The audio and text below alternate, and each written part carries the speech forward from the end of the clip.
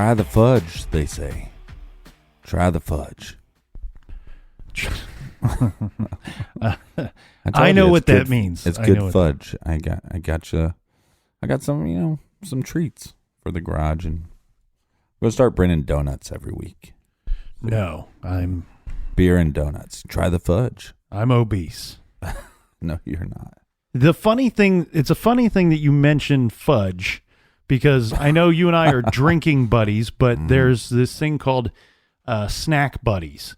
And what that has to do with is the Monster of Florence case. Okay, so there was this interesting article, and it's quite lengthy. I thought, when I discovered this, I thought I would bring it here to the garage today, Captain, and read it to you, but it's very lengthy, so I think I'll just kind of tell you what it's about. So at the end of May, an article came out in a magazine called Tempe. It's a Italian magazine, and also an article in a newspaper over there that I believe once translated, the title of the newspaper would be called The Journal. I thought you were going to say The Jerk.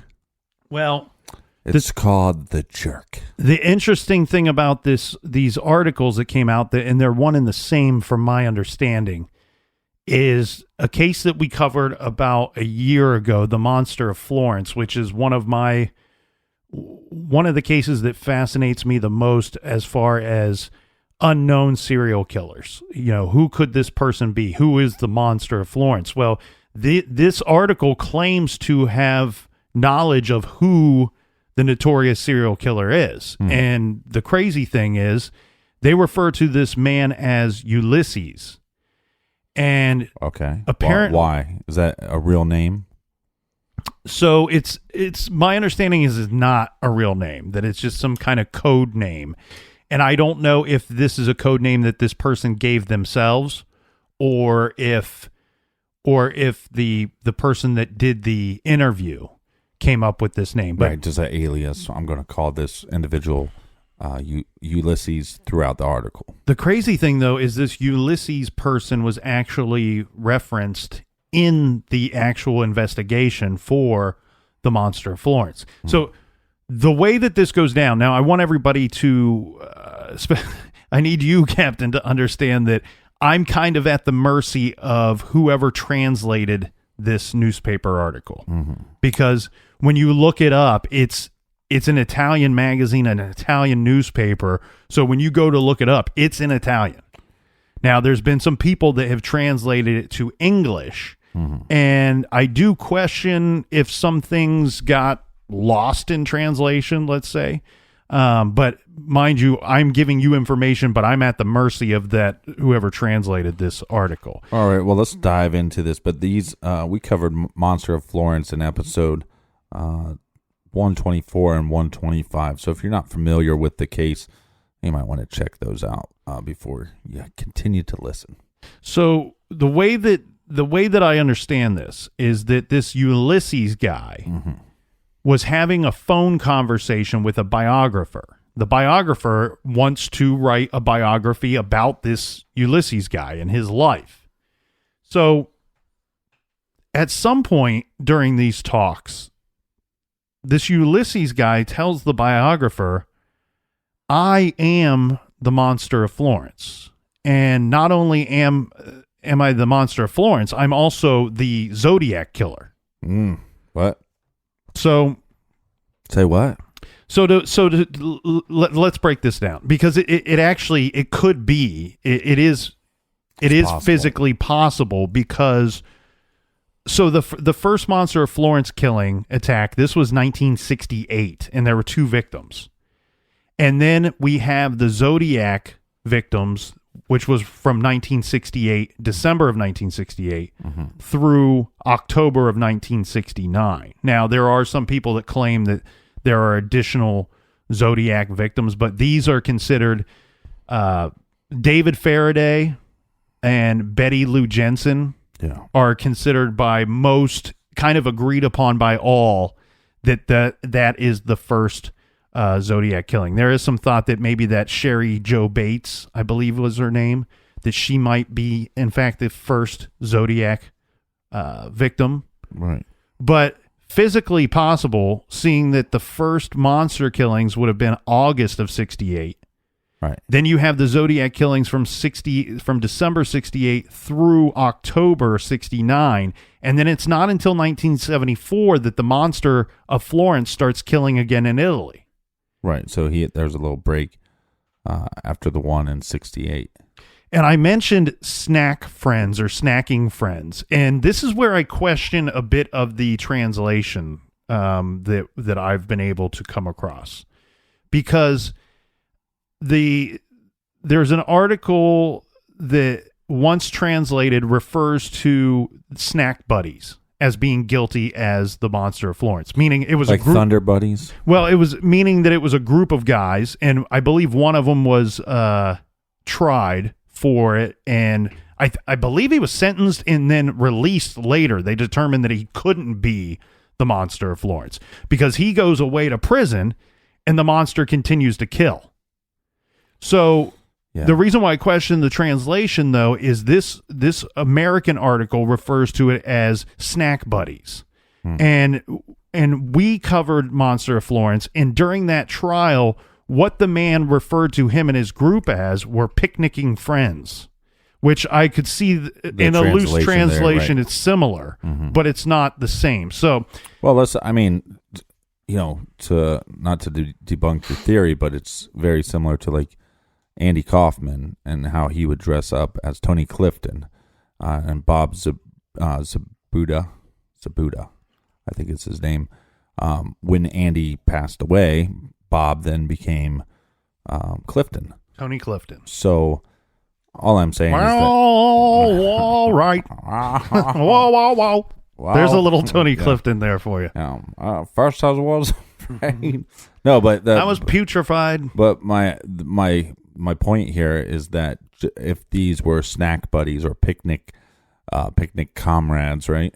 One would go to jail and one would continue the killings, and by continuing it, then people would start thinking that the person that's in jail, we got the wrong guy.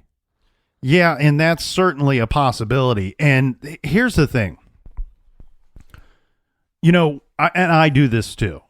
So I don't want to sound like I'm condemning anybody here, but oh God, I tend to do this myself.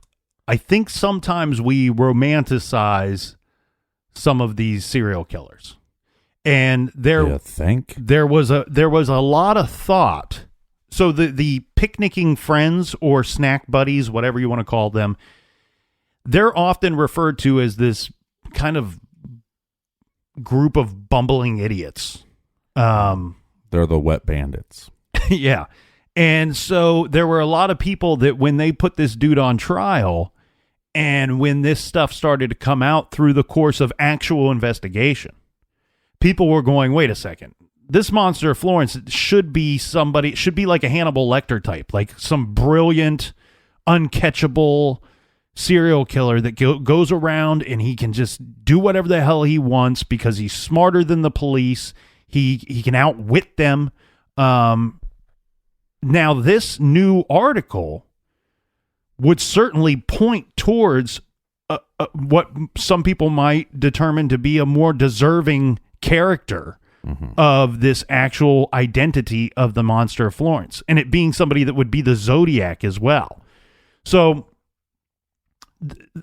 they don't tell you who Ulysses is in the article. It sounds to me like the biographer obviously knows this man's real name. I don't know what they are doing with this information, but I know that it sounds like he's working with investigators. It also sounds like, okay, the person that wrote the article is working with investigators. Right, not Ulysses. Right. So it sounds like Ulysses is an American, that he is ex-U.S. military, an American citizen who at some point moved to Florence or to Tuscany. Well, and it could have been stationed out there, Yeah.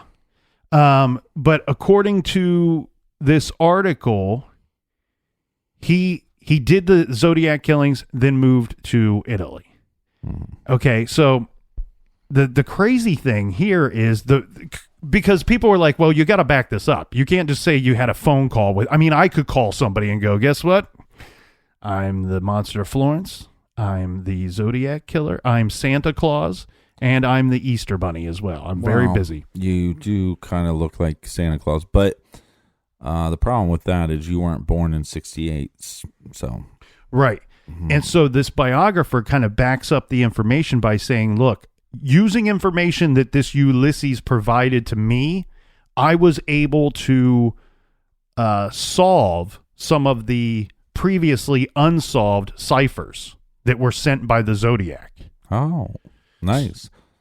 And just a reminder, I mean, I blew up one of the ciphers and put it on my desk when I was working at the bank, you know, because you have the glass cover on your desk. Right. And every time somebody would sit down, they go, "What's that?" I go, "Nothing. Pay no attention to that. Pay no attention to the man behind the curtain." This Ulysses character, though, one thing that I find fascinating and strange is that he also hints to the biographer that that other people are aware that he is the monster of Florence. And the crazy thing, like I said, was this Ulysses name came up during the course of the investigation. And I believe it was Vianney, who's a guy that we talked about quite a bit in the... right, and that's in the Monster of Florence. But did Ulysses ever come up as far as the Zodiac? I mean, I understand that it's a fictitious name, but I'm just... No. But we got to keep in mind that Ulysses comes up in the Monster of Florence investigation, and they would only be questioning these people about the Monster of Florence. These people, even though they might know him as the monster, they may not know that he was or claims to be the Zodiac as well. Right. And so it's from what I understand is this Vianney Pacciani, who we talked about. Vianney Pacciani. I think I have his name right. That's pretty good. I think he references this Ulysses at some point, and I think this was way back in 2005 when he was being investigated. I don't know or remember exactly what he said about this Ulysses character, but keep in mind, this is when they were under the impression that the monster was a group of men. Right. So they could have thought he was just using Ulysses as a nickname or some kind of code name for somebody that they were already aware of. Right. It sounds to me like this actual Ulysses guy it has nothing to do with these men. Right. He's a lone gunman. So I did a little now keep in mind, like I said, this is all somebody else's article.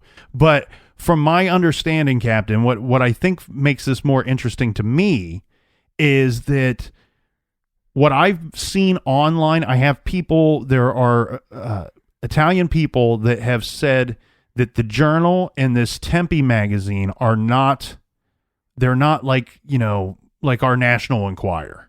Right. They're Stars not like, or anything. Right. They're not some kind of tabloid bullshit. This is more like the New York Times or. Right. We're not just throwing out juicy, slanderous gossip. Things. Gossip, man. Yes, that's the word to put it. Juicy gossip. The crazy thing, though, Captain, to me, is that you have this.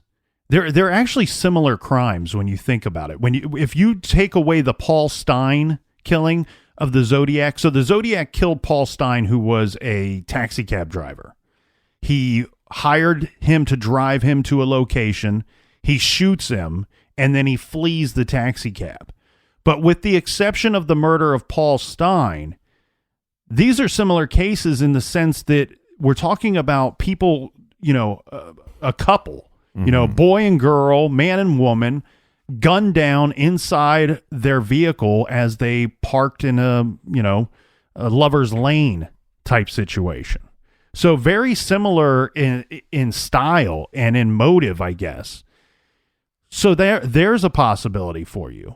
The other thought too is there's an unsolved cipher out there, and it's the My Name Is cipher. And to be clear, the Zodiac sent ciphers to newspapers, to one reporter in particular, Paul Avery, I think, was received some communication from the Zodiac. And the Monster of Florence does not send ciphers to investigators or to newspapers or anything like that. Right. But so when that possibly because he's English speaking and thought, that would be a kind of giveaway. When we are referencing ciphers, we're talking about the Zodiac. So there's one unsolved cipher, the My Name Is cipher. And there's one that, we have that information, that message. This is the Zodiac speaking. By the way, have you cracked the last cipher I sent you? My name is. Well, we're provided with the number of letters that this cipher claims to give the Zodiac's name. When you look at it, you have no clue if it's going to be, is he just saying, I'm going to give you my last name, or I'm going to give you my first name, I'm going to give you my first and last name. And looking at this, Captain, the number of letters that are provided, you could spell out the name, and here's a name for you, Joe Belvlicue. All right, let me spell this out. So Joe, everybody knows the name Joe, but the last name would be Bevillacque.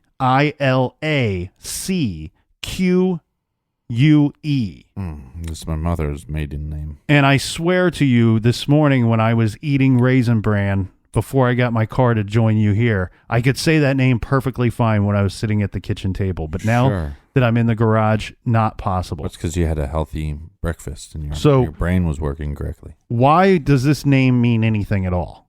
Okay, so... Because it's a name. Well, no, it's not just totally random that I came up with this name. Mm-hmm.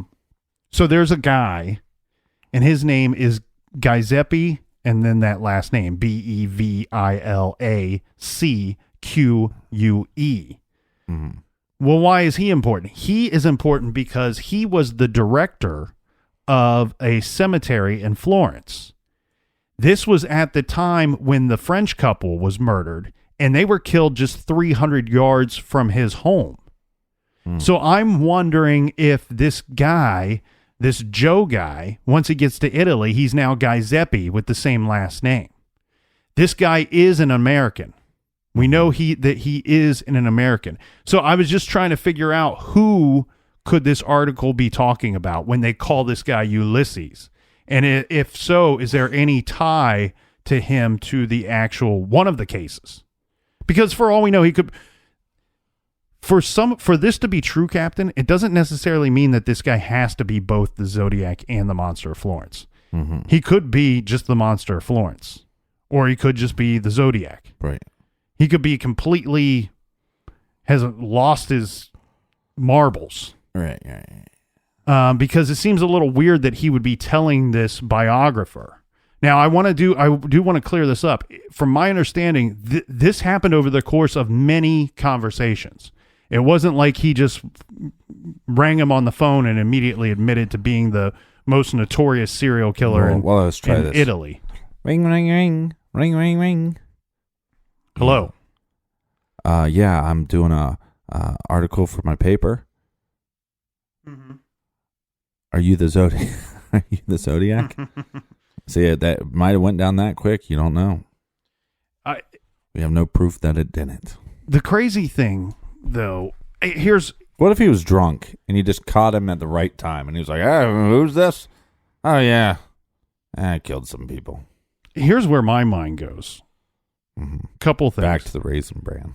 One, I believe, and I've always kind of had the suspicion that whoever the Zodiac is or was, let's say he's not even still alive, but I always believed, and if he's not alive, and he passed away slowly or of old age, then he would have had control of this. But if he died in like a car accident or if he was shot or, some circumstance that he couldn't prevent, then this still could be true.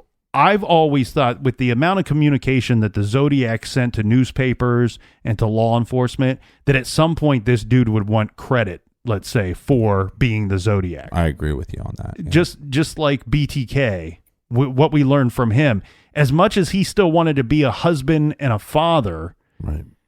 I think he, on some level, wanted the credit. He wanted to come out of the closet, let's say, and go, look, all these years I fooled you guys. I am BTK. I am this smart monster that fooled and terrified all of you.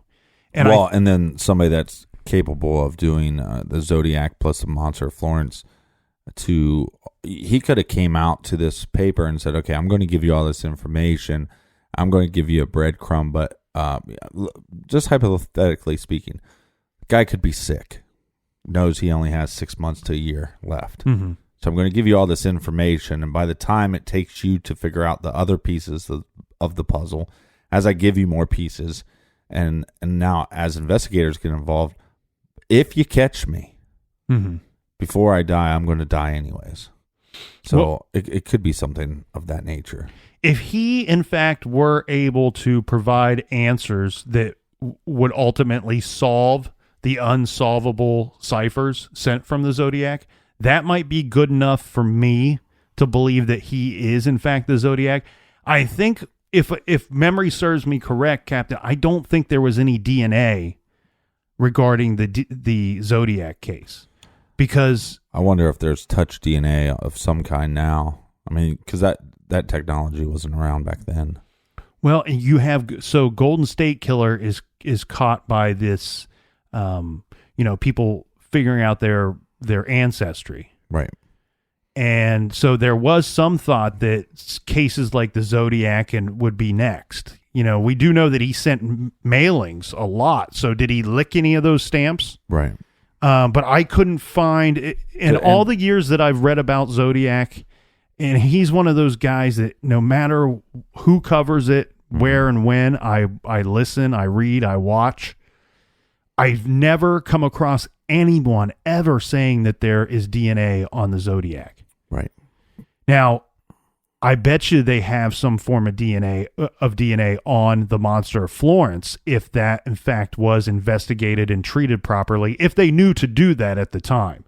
But you got to keep in mind, Monster of Florence, those span over a decade, those killings.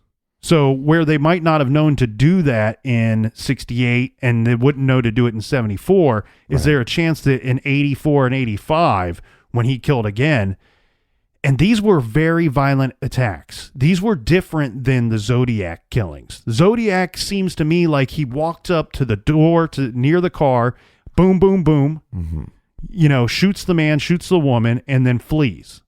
That's how a couple of those go down. The Lake Berryessa murders are quite different in the sense that he snuck up on the two in the park and ties them up and then stabs them. Right. So very up close and personal. The monster attacks, if it was in fact one guy that did all of the monster attacks, they were much more involved, meaning that they, remove parts of the woman, would remove things from the vehicle after shooting the couple. There was a couple times where a man or a woman escaped.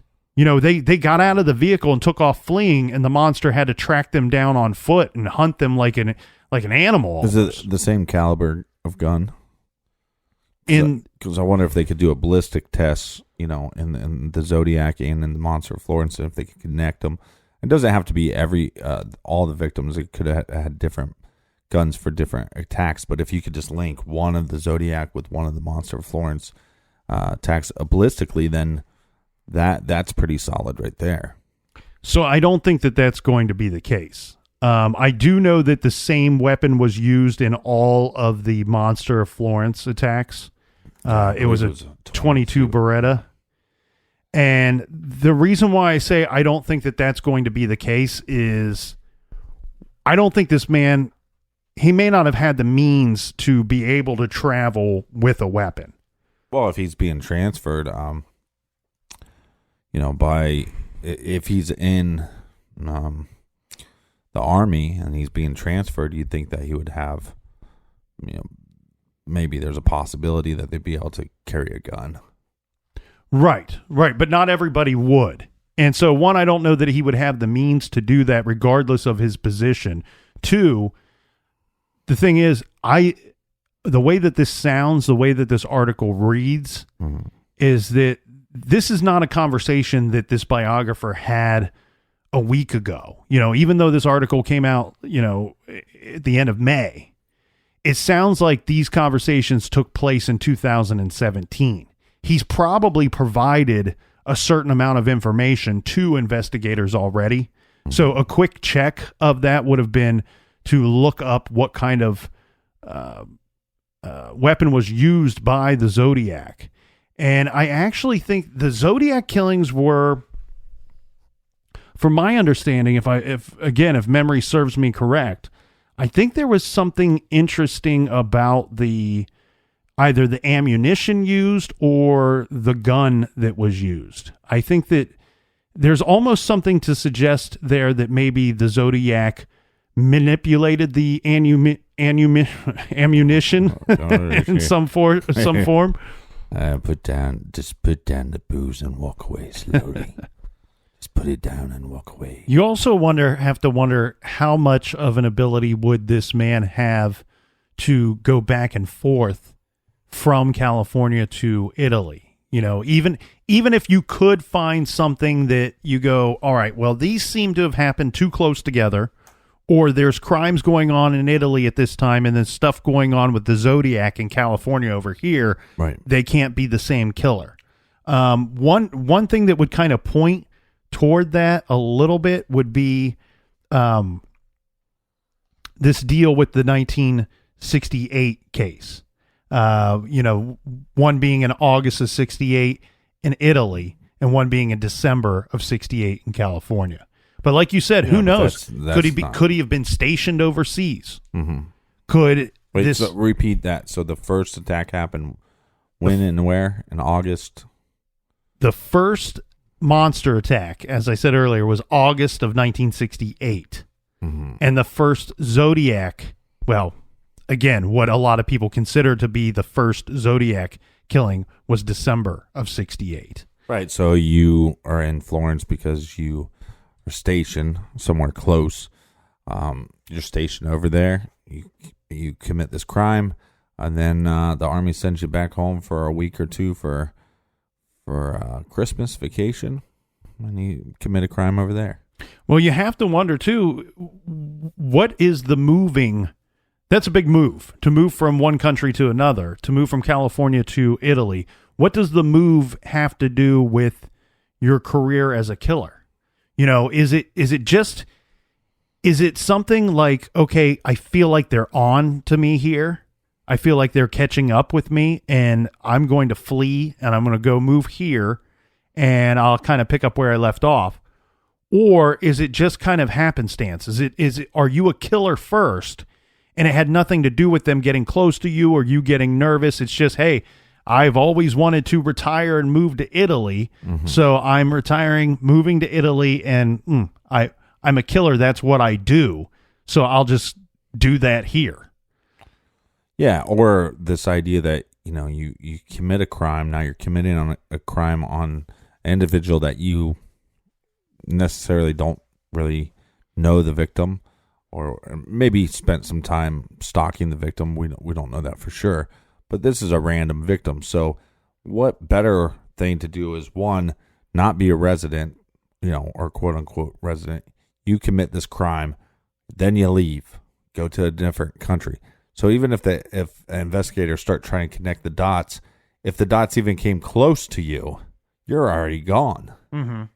So, and then you can kind of monitor the situation from afar. Now that would have been a lot harder to do without the internet and stuff like that, but it's, you know, still possible. So according to this article, I guess this Ulysses guy states that he was living in Northern California in Santa Rosa during the time of several of the Zodiac crimes, which actually would have put him somewhat close to those crime scenes as well. Captain, back to the thought. You know, we were going somewhere with this thought of, I believe the Zodiac would want credit. Right. Where the monster seems a little different to me, in the sense that I never felt like the monster wanted credit for, or wanted the world to know that he was the monster of Florence. Right. But I always felt like, so the monster did communicate with the public or with investigators on a couple of occasions. And how did they do that? He sent notes to, I believe, one instance he sent a note with a body part to the prosecutor or the prosecutor's assistant. How long are these notes though? They're not long. They're short notes. I'm going off of memory. Remember, we covered this case a year ago. I think they were short notes, but ciphers in my humble opinion, the Zodiac messages were much different than the Monster of Florence messages. And where I'm going with this is that I see a difference between the two personalities. One of the Zodiac who would want credit for being the Zodiac, would want the world to know I am the Zodiac. The Monster, however, from my understanding, the times that he would communicate with the investigators or with the public was when somebody else was being fingered as the Monster. So where I'm getting with this is the Monster doesn't want to stand out in front of the world and say, I am the Monster of Florence. The Monster, in my opinion, doesn't want credit for being the Monster. However, he doesn't want anybody else to get credit for being the Monster as well.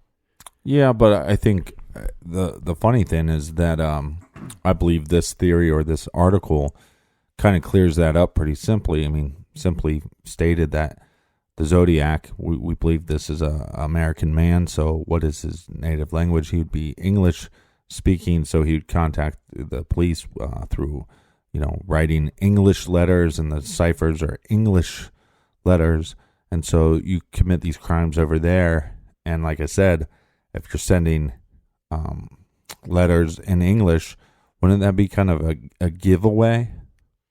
Well, you're going under the assumption that he would move to another country and not adapt to their language.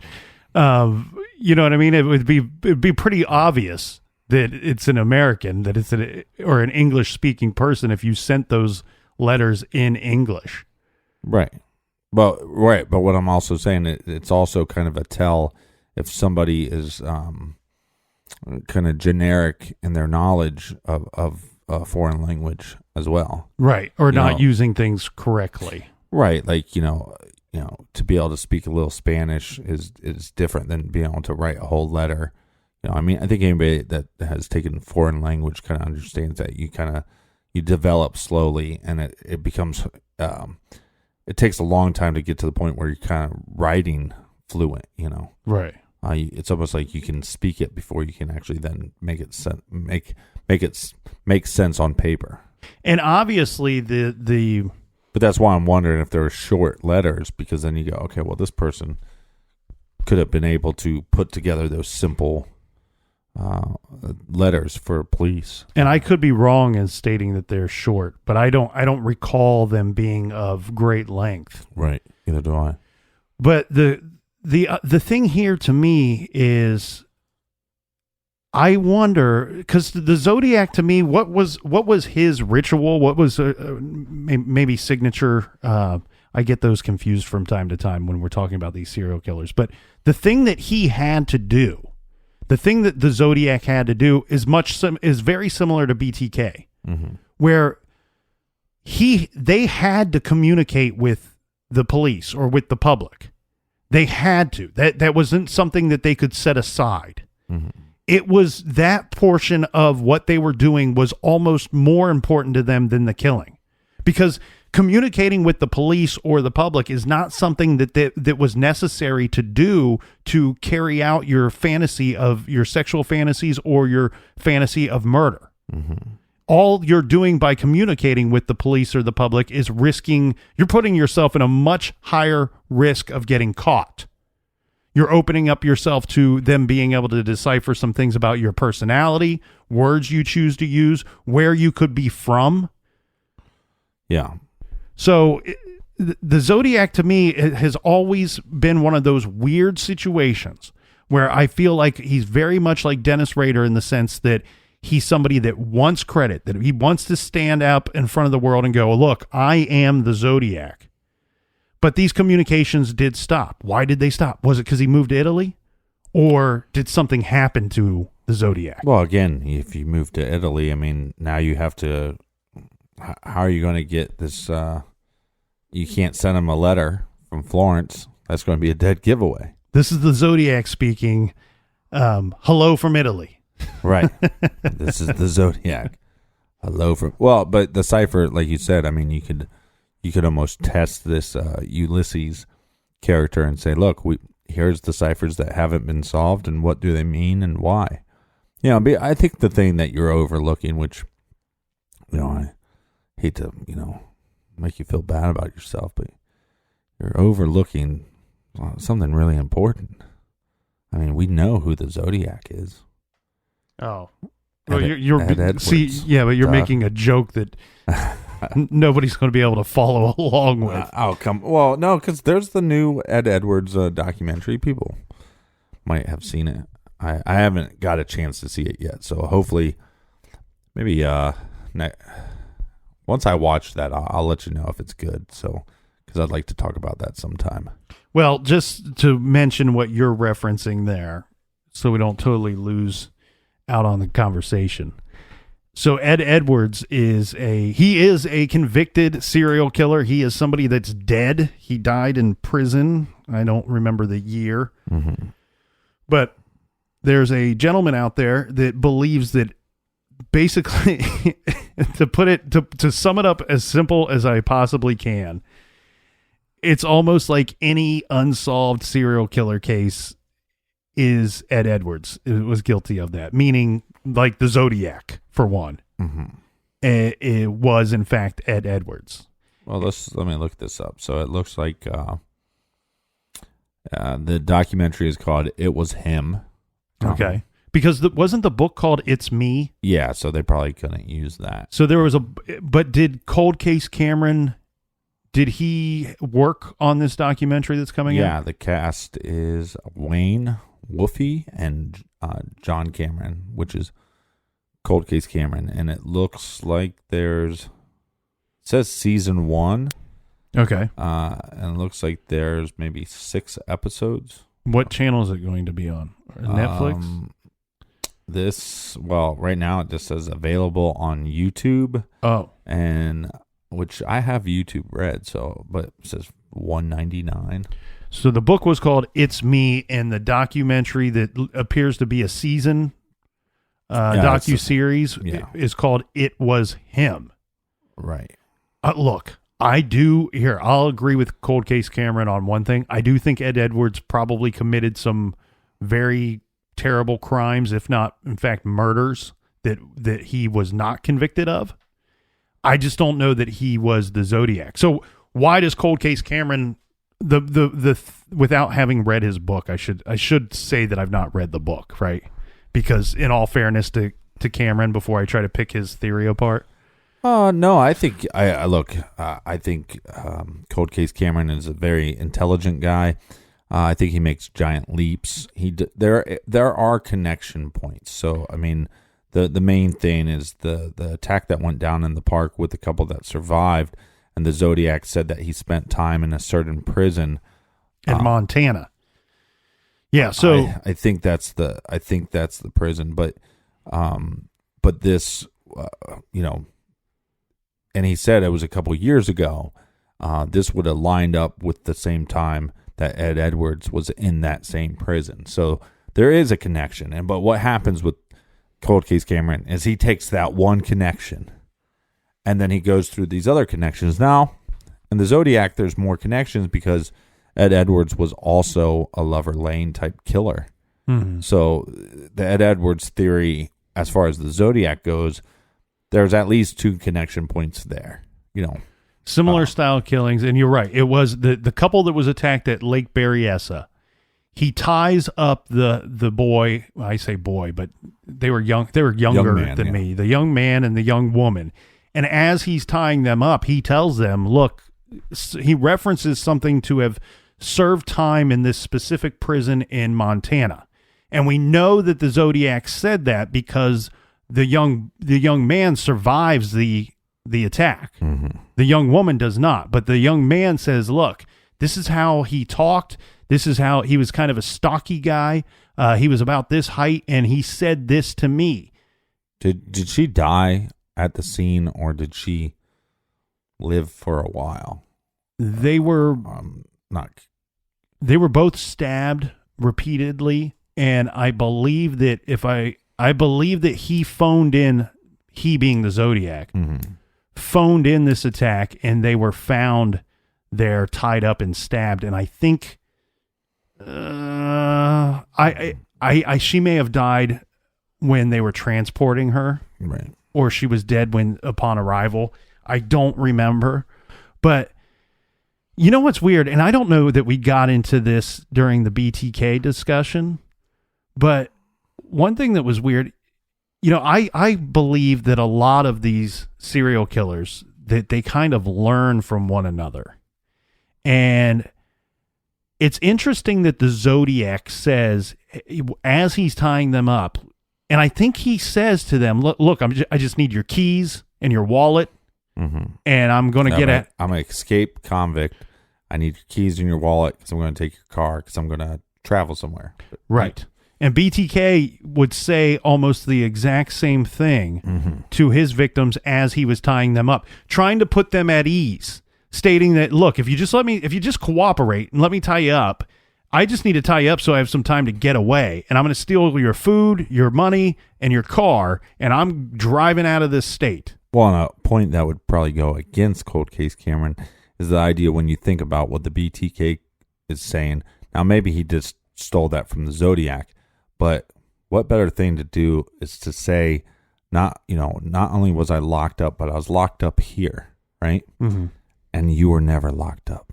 And if you're never locked up, then just the time and the effort that we have a convicted felon or convicted whatever that spent some time in this jail, and we think he now might be the Zodiac.